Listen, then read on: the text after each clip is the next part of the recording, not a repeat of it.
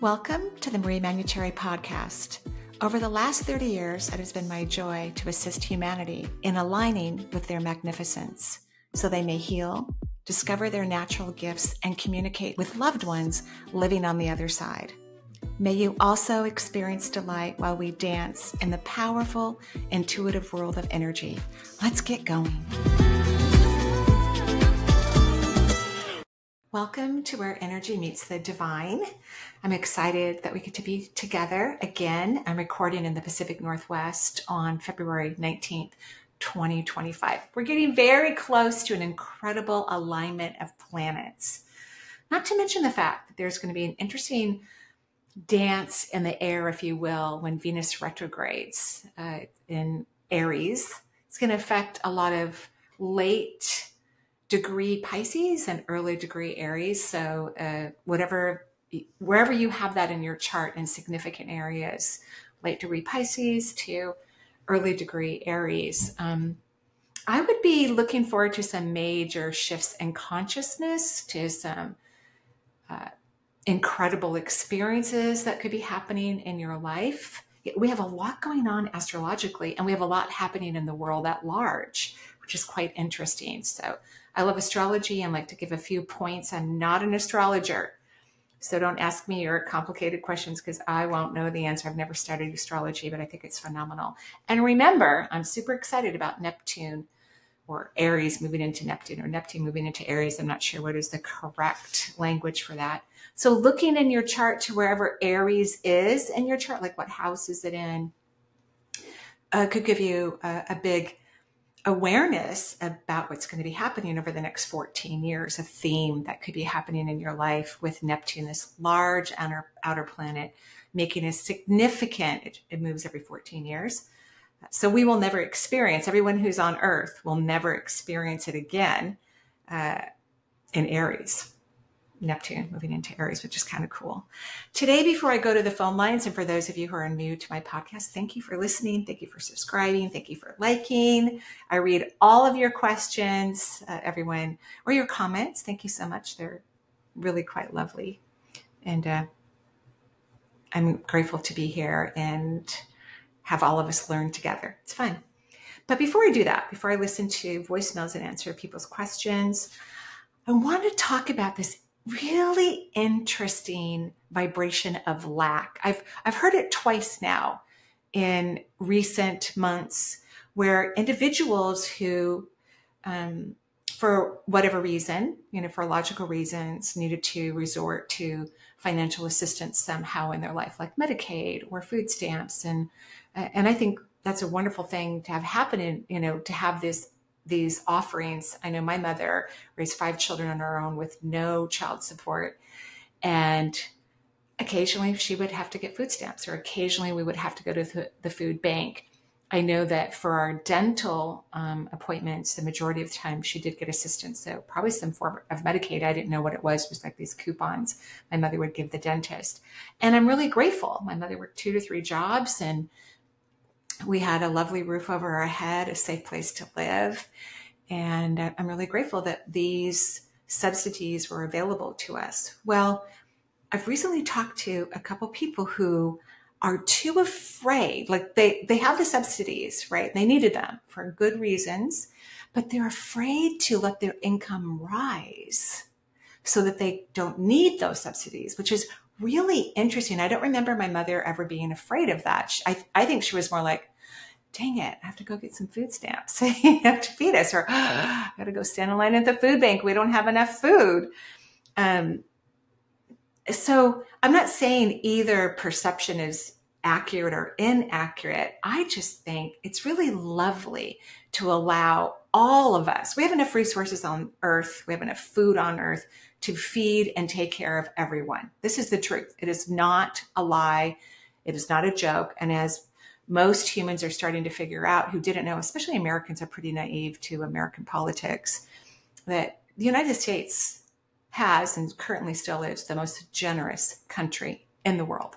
Regardless of what you may think about it, it is the truth. And a lot of people in the world don't have countries that have subsidies like we do. There are many European countries who take excellent care of all of the people that live within their borders. Granted, a lot of those countries have to pay higher taxes, like significant taxes, but everyone has free healthcare. There's enough food. They make sure that people have housing. I know when I was in Ireland and I hired someone to take me to where I needed to go, from Dublin to the place that I stayed in Clonari. And he was talking about how Ireland opened up their doors to Ukrainians who were all of a sudden displaced. Their homes were demolished. Obviously, their government couldn't help them. I mean, they're still in war zone. And the Irish government opened up hotel rooms and Airbnbs for the refugees that came in from Ukraine. So even though that's all lovely and I'm grateful for the subsidies that we have in the United States, it's okay to not need those things. It's okay to vibrate your energy above poverty. It's okay to have your energy to be in financial freedom. There's nothing wrong with that. That's where we want to go. We want to recognize that hopefully, because those things may be disappearing for a period of time in the United States, we don't know what's going to happen because every day it's a surprise. We don't know what's going to happen. Or you may live outside of the US and perhaps, you've had to rely on the subsidies of your country. And I'm grateful that they offer them, which is wonderful. But it's okay to not need those things. It's okay to be financially free. It's okay to have wealth. And you don't have to try to figure out what it looks like or what you'd have to do. I think that's where people get stuck. Like some people think, I have to go get a mainstream job that I hate, that wears on my soul and makes me sick. No, you don't have to do that. Literally, you don't. It's unnecessary. I mean, I have one of the weirdest jobs on the planet, I think, and it has created me the freedoms that I desire for my family and myself. So let's be okay with people getting what they need from whatever subsidies that they need for, hopefully not a lifetime, but for short periods of time so that they can learn the true vibration of financial freedom. And because there is enough resources for everyone on the planet, including food, the main reason why some people don't have those experiences, not just within the US, but other countries that have, pretty horrific poverty, it's because of the vibration of the people that live there.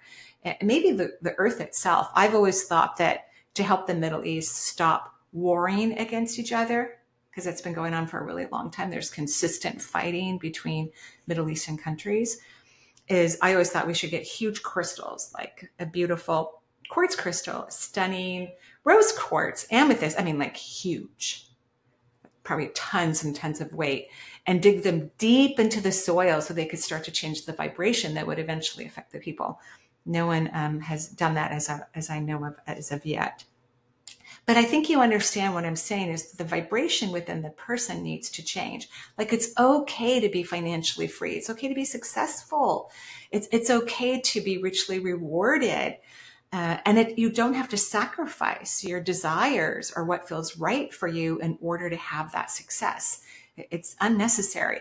So I think it would be lovely for all people, not even people who are having to depend perhaps on some Medicaid or other subsidies that their governments offer them, at least for now in the United States,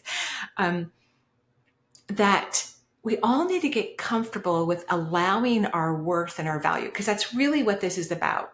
This inability to allow oneself to have financial freedom is completely related to a lack of self-worth and value. And then for some people who are like really terrified to step away from the consistency of a government check, or even people who work for companies, they don't like what they sell. They don't like what they create.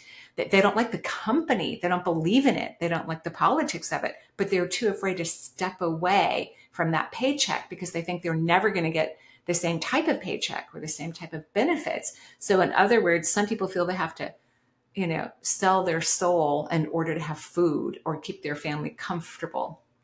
All of those are myths. Those are just misperceptions, but they do align to one particular belief system. People who are having those experiences, regardless of why they're having them, working for a company that they don't believe in, or feeling that the only way they can survive is if they have public assistance of some sort, that Every one of those individuals, no matter where they are in the spectrum of this misperception, needs to improve their self-worth. They need to believe that they're valuable. That's the key. Once a person believes they're valuable, and if you're listening to this and you're having resistance to this, I would just go ding, ding, ding, ding, ding, ding, ding, because resistance isn't a sign like that's wrong. If you feel a pushback towards something, that is not a sign that what you're hearing is inaccurate, or it doesn't, or it doesn't pertain to you. It doesn't mean that. It means that you are having resistance. That means your consciousness wants to expand beyond that belief system, but your ego is not allowing you to. Your ego slamming the door going, nope, that's not about me. Nope, that has nothing to do with me. I don't know what this person's talking about. If you're having that kind of experience, whether now or you can identify it in other areas of your life, you're lucky. You're lucky if you can acknowledge or recognize the resistance, because that means you're growing your consciousness above this limitation, this situation, and your misperception that is not allowing you to freely flow in the world. So anytime you feel the door slam, when you hear or read a certain passage, or someone says something like what I just said, and you get your energy gets angry, irritated, or frustrated, and you want to push back, or you say things quickly through your voice that attack another, or are derogatory or negative towards someone else, or you're just feeling that in your mind, you are in resistance. And resistance is a flag. It's a flag that says, hey, darling, hey, love muffin, hey, handsome. Wow, this is great. You have just discovered an area that you have resistance about, which means you don't want to look at the truth. You are afraid to grow beyond a certain set of consciousness. You want to stay in limited ego belief systems that are preventing you from really expanding into your authenticity. You probably already know the truth inside of you, but you don't want to admit it. You don't want to agree to it. And that's okay. All of that is perfectly fine. That's normal for all of us if we become conscious enough to recognize that our reaction is a sign of our desire, our fear. Our ego does not want us to progress. The ego does not want us to evolve, because if humanity continues to evolve, which humanity will, that's the whole purpose of Earth, is to have opportunities for evolution and expansion of consciousness. So as humanity evolves, the ego becomes quieter and smaller, and eventually it will not be a part of our existence, because the mind will only be utilized for logic when you're in a physical reality. When we leave our bodies, we don't take a brain with us. You don't need a brain, just like you don't need a liver or a GI system in non-physical realities, because you don't have a body. You don't need food. You don't need logic. Logic is only needed when you're in dimensional spaces like Earth, where we have gravity and cars can crash into each other, and you can't just, jump over a 30-foot cliff. You literally have to walk down, right? You have to walk down. You have to walk down carefully. So just know that these aspects of our financial freedom have a lot to do with our worth and our self-value.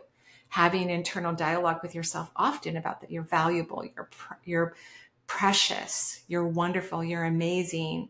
Having internal dialogue with yourself can help you immensely, especially if you do it regularly, for the rest of your life. This is not a 2-week exercise. This is an exercise that builds on itself over and over and over again, so that eventually you feel closer and closer to the way creation sees you and hears you and acknowledges you. That's your job. That's what you want to experience. Okay, I'm going to go to the phone lines now. Hi, Marie. My name is Layla, and I'm from Ohio. I wanted to ask you about myofascial trigger points, because I have a lot in my body, and they just cause me more and more discomfort as time goes by. I have a massive one in my right shoulder blade that I've had for my whole life, my whole adult life, as long as I can remember. And I think that one is the root of a bunch of other smaller ones that have popped up. The one that gives me the second most grief is on my lower back, especially both sides, but especially on the right side. I have some tension, a lot of tension in my neck and shoulders. My left piriformis I have a lot of issues with. It gets really inflamed.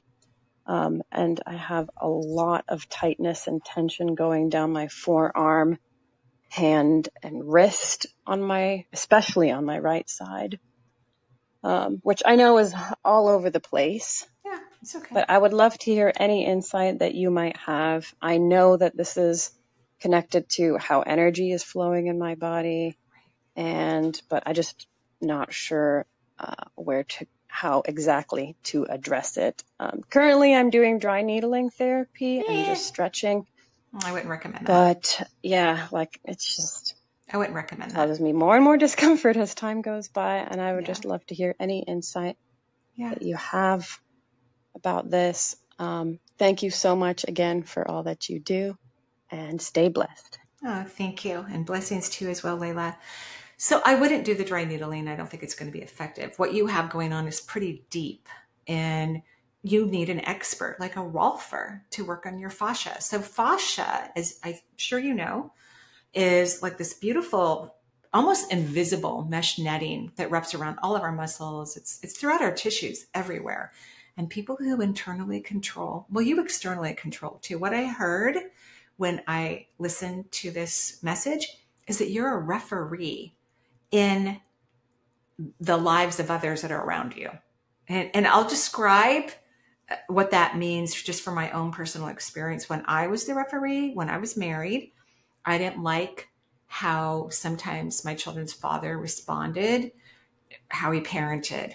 I didn't like it, some of the things that he did. So I was the referee. I would be, telling him, please don't say that to the kids. And then going over to the kids, please don't, listen to what your dad said. He didn't mean that. I was refereeing for years and years, which is exhausting. Yours feels like, which refereeing is a form of control, but yours feels even more controlling. You have this idea of how people are supposed to behave or they're supposed to act.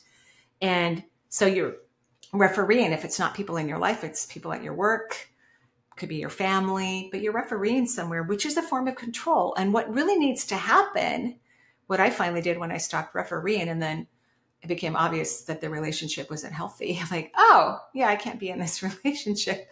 As I got to see the interaction between my children's father and themselves, instead of me taking over and making sure everybody was okay, which I'm not saying is not a kind thing to do. Of course it was kind, especially when they were younger, but things became more intense as they got older. Then everybody could see what was happening. Even if people couldn't change it or they didn't like it, at least it was a lot more honest. So you need to let stuff fall apart. And, you can't say certain words on YouTube. I'm learning more and more about what those words are. So I can't say the words I would like to say. You just have to let things go to pieces. Let's just say that you have to let them just go to pieces. But you do need a Rolfer because we need to have these broken up. We need to get your fascia moving. So what's happening because of this control that you are doing? And remember about it, resistance. If you feel resistance, get curious about it.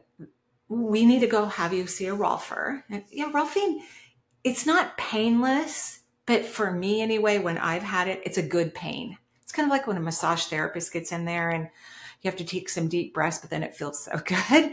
But theirs is even more detailed, and Rolfers they really work on the fascia. Once we can get your fascia to be loose, then your muscles won't tighten up. The fascia has gotten so tight over the muscles and then tight up against the bones, like the clavicle and within your shoulders, that it's not going to matter how much needling you do, it's not going to release. And so along with Rolfing, you'll have to look for a Rolfer. Unless you live in Seattle, I could recommend too, or the area, Seattle area. You're going to have to learn to stop this control thing. You're going to have to let things be the way they are, whether it's work, family, your childhood family, partner, friends, whatever it is, you're going to have to let go and not be controlling or trying to control stuff, because that is the reason why all of these things happened to the degree that they have. Because people really should have their fascia work done regularly. Every time I would see this one Rolfer, who I haven't seen in a little while, I would say, oh my gosh, everyone should have this done. He goes, I know, they should. Okay, I hope that's helpful. Hi, Marie. This is Arisa from Hillsborough, North Carolina. I have been a classical singer all of my life. Wow. About 18 years ago, I began to experience problems with my voice, and just recently, it started affecting my speaking voice as well. And I was recently diagnosed with spasmodic dysphonia. I was wondering if you had any ideas of why this is happening to me, or any guidance about this lifetime and these challenges. Thank you.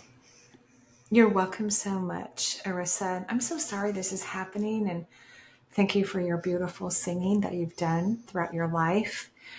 We're always working on past lives. So even though you are in 2025 and this is the lifetime that you're experiencing right now, we're really working on past life issues. And this has to do with the throat chakra. And Charles has his squeaky toy. You guys are going to hear it. He's had this dog, a stuffed dog, it's his favorite, for years. He doesn't destroy his toys, but he didn't realize it made squeaky sounds until just recently. So you're going to hear it. He's in the office and he's squeaking on it. So the throat chakra, the most powerful vortex in the physical body, most powerful. A lot of people have written that they think the third chakra is the most powerful. I disagree. I think it's the fifth.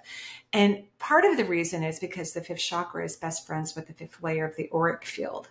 And when people express their truth, which is really the cause for this issue, they highlight and send energy to the fifth layer of the auric fan, which is also commonly referred to as one's life purpose. And embedded in that fifth layer of the auric field are everyone's natural gifts and talents that go beyond what most people have created in this lifetime. So not a lot of people have discovered their natural gifts and talents, whether it is multisensory, or maybe someone's an excellent athlete or a concert pianist, or in your case, an incredible singer.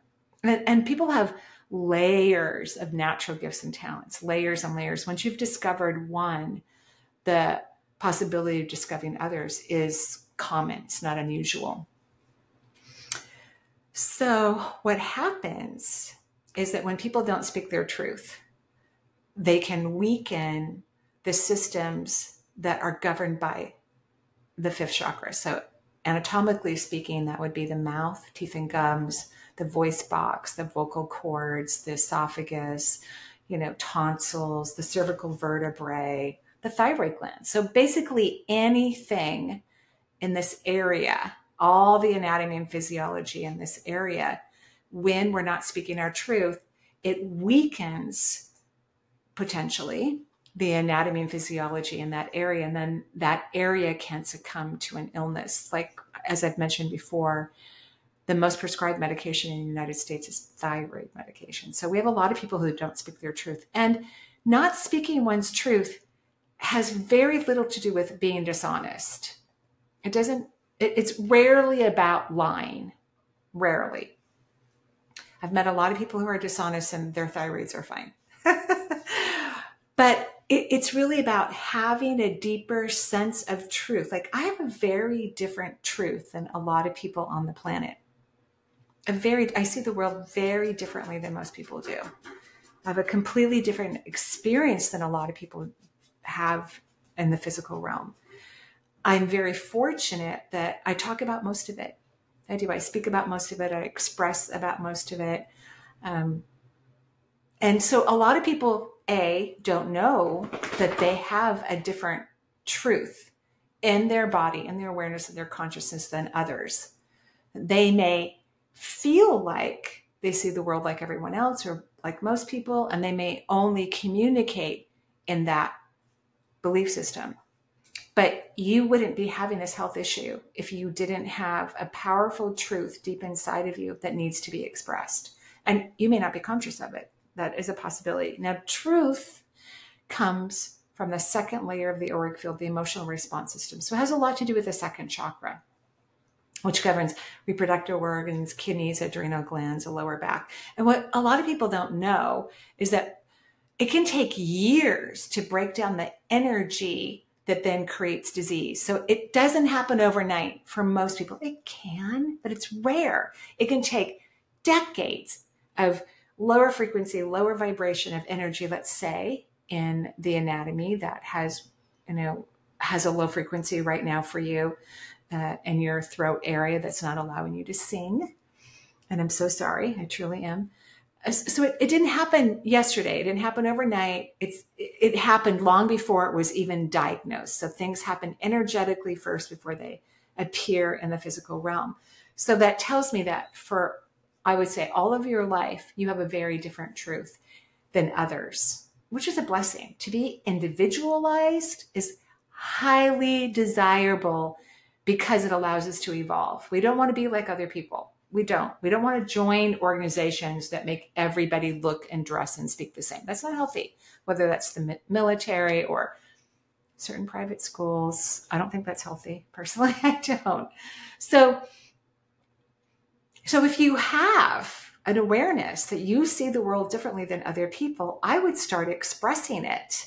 Now, if you don't feel comfortable doing that because you've surrounded yourself with people who don't think like you or don't believe like you, then start talking to trees or pets, the wall, or write it down in a journal. You want to get it out. This is what's going to start to energize your throat chakra, which is going to then, once the throat chakra is energized, it can then feed the anatomy and physiology that it governs. But it can't if it's not energized. If you don't know what your truth is, which is often the case, I would start meditating and resting in the lower half of your body. I would start using what if questions. What if I know my truth?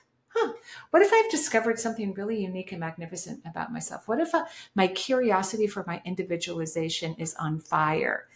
And when you repeat curious, positive what if questions, you don't have to speak them out loud. You just let them rotate in your brain.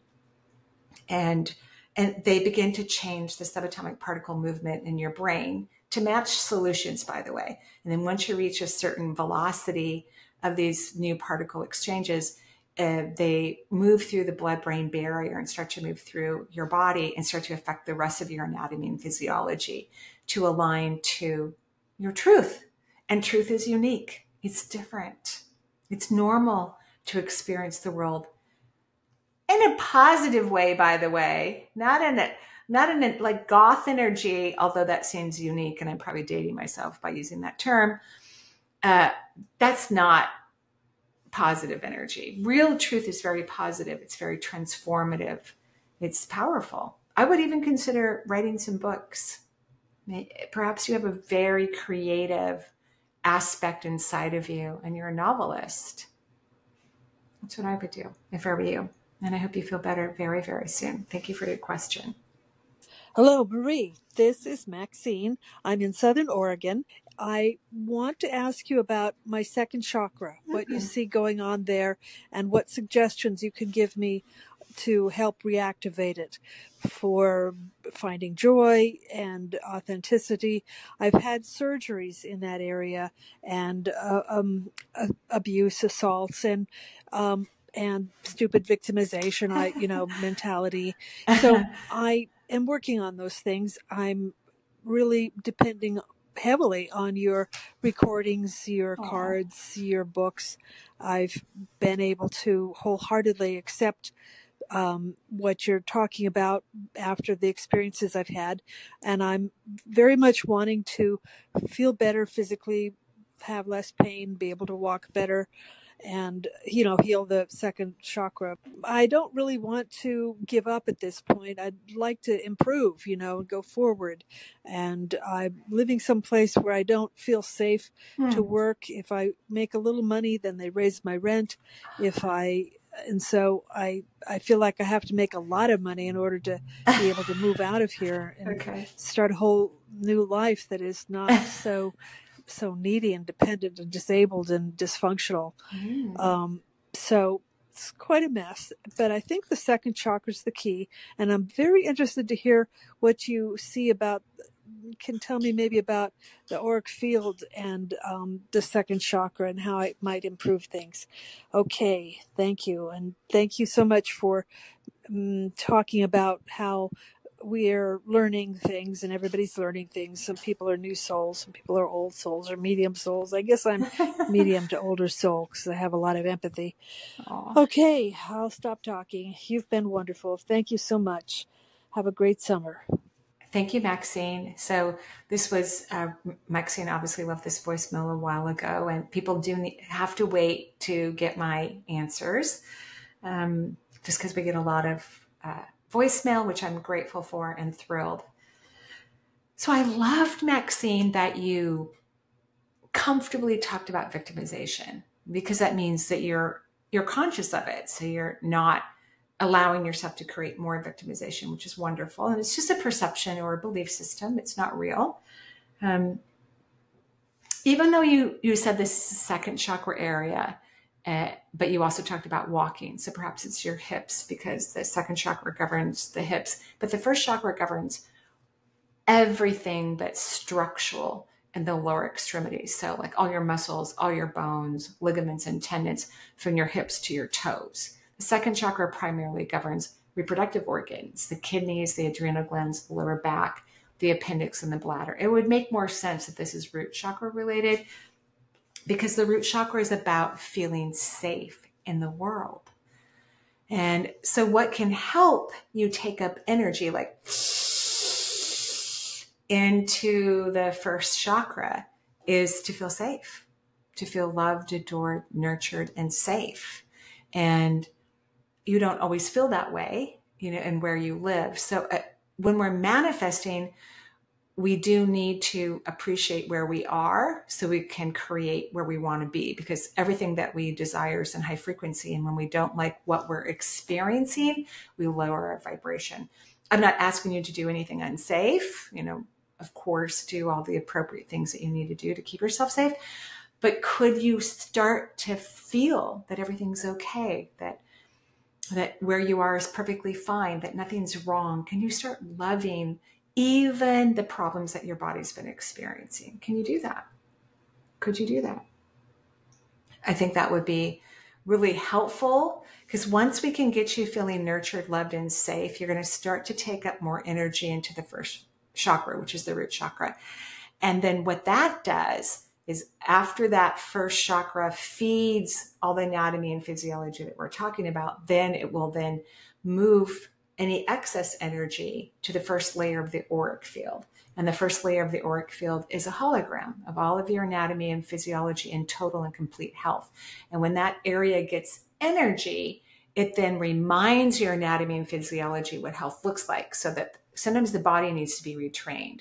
That's why I love holistic medicine, because holistic medicine helps the body to remember and to train itself to go back to its original cellular function, where conventional medicine doesn't do that. It takes over and typically creates the response that we want, but it's more artificial. It's based on, if we're talking about pharmacology, it's based on chemicals that are created in a lab versus natural medicine that grows in the wild, right?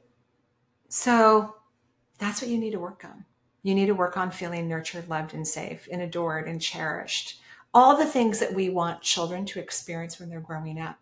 And one of the things that will help you, is to create a different family home in your head. So I don't think this is a second chakra issue. And with different parents who just love you, adore you, and cherish you, and take excellent care of you. That's what I recommend that you do. And maybe 5 to 10 minutes a day, you go back into that house, and as a kid at different ages, and you feel loved, adored, and safe in this new family dynamic. I think that's going to help significantly. So that's what I recommend. But thank you for the good work. You're doing a great job. You really are. I think you're getting very close to resolving this. Thank you. Hi, Marie. My name is Stephanie, and I'm calling from Orange County, California. And I have a question regarding my ankle. I have something called a double tarsal coalition, and my bones are basically like fused together from birth when they should be apart, my tarsal bones. And I didn't start feeling it till I was a teenager. I guess once the bones harden in your adolescent years, that's when you feel the coalition. And throughout my life, it's been really, really painful. Um, and I am able to have surgery on it. But I have this feeling that this is from a past life, that this is some kind of significant injury from a past life, maybe something that was part of a death. And what am I supposed to take away from that? And I am able to have surgery. It's not going to give me any more mobility, But reduce pain. but it will take the pain away. But Right. if there's something I'm supposed to learn from this in my life, I'd like to know what it is and not just kind of sweep the symptoms under the rug, but actually learn from it. And what is it that I'm supposed to take away? So I don't know if you have any insight, but it's my right ankle. And I really appreciate you, and I want to get into healing, and Yay. I am just excited to learn about everything that I possibly can. Yay. And this is just a really cool lesson that I'm looking forward to Good. learning about. So thank you for everything that you do. Take care. Bye-bye. Thank you so much, Stephanie, and thank you for asking your question. I hope that what I offer you is something that you can utilize and create the changes that you need. So yes, the surgery will take away the pain. So I do love the idea of getting to that root cause of it as well. Everything's about a past life. So because this is a genetic situation that happened while your beautiful embryo self was being formed, this is something you wanted to have in a life experience. You chose this, you asked for it for good reason. There's always good reasons for everything that a soul wants to experience, profound reasons that could go back to multiple lifetimes. But I will tell you my perception from an energy medicine perspective. So bones are about stubbornness. And one of the things I believe you want to learn in this lifetime is to let go and surrender and get out of the way. I think you are a cross your T, dot your I type of person, doesn't like to leave certain things undone. You're probably very focused and like things organized. These are not bad qualities, by the way, but they're kind of the opposite of surrendering and getting out of the way, where you let things be a mess, or it's okay if things aren't resolved. That's what letting go is about, surrendering. And the ankle is about allowing the universe to help you. Ankles and wrists. When people have injuries in their wrists and their ankles, it doesn't matter what kind, doesn't matter at all. It means that they need to let the universe help them, that they work too hard in their life. They do too much on their own. They don't ask others to help them. They don't let other people help them when others offer to help. And because that's all universal too. Like the universe can show up as a friend or a neighbor or a family member. One of my siblings, my youngest brother, Walter, he and I are pretty close, and we live, within like 45 minutes to an hour of each other. And we help each other, which I really appreciate. He probably helps me more than I help him. But because I don't always like to ask for help either. I'm very independent. But this one time I was flying out to go somewhere, and I had a dog sitter coming. I always have a sitter come to the house since I have 2 cats and a dog. And that morning I woke up to a cold shower, and I'd had some work done in the house, and they forgot to turn back on the water heater, I guess it was. But my brother is a plumber, and he does different things now, but he had been a plumber. So I called him like early in the morning. I'm on the way to the airport. He said, sure, I'll go over right away before the house sitter comes to make sure that the water's warm. Not a complaint. He just jumped in his car at like 7 o'clock in the morning, drove over to my house, took him seconds to fix it up. But it was just so kind of him. So in order to get the flexibility, whatever that means, but the flexibility, you're going to need to let go, you're going to need to surrender, and you're going to need to let people help you. So yeah, most likely this isn't just from one past life. Usually when we have something we're working on, and we all have things we're working on, whether we're conscious of it or not, it's multiple lifetimes. We're usually working on resolving something through multiple lifetimes. And so let's say you had situations that are probably related to the way I'm describing them now, where you were betrayed. People lied to you, they cheated you, they killed you, or they killed your family, because this could have gone all the way back to the Dark Ages where everybody was killing each other all the time. And so you learned to take care of yourself. You learned to be independent. You learn not to trust people. You learn not to ask for help, even from the divine. And now that's over with. That's done. You're now incarnating into different centuries. If you come to the earth realm like this lifetime now, where it's safe for you to ask for help. It's safe for you to surrender and let go. It's safe for you to not be the vigilant person who is the only one who can solve something, so the universe can take care of it. Here's what I would do. One of the things I would do, I would say, when your energy is elevated, when you're not in stress, so that means your energy is high, you're in a happy place. Maybe you've just finished roasting some marshmallows and it's a lovely star-lit night and you're in a really good mood. If you could say to the universe, thank you so much for healing my ankle. And then let it go.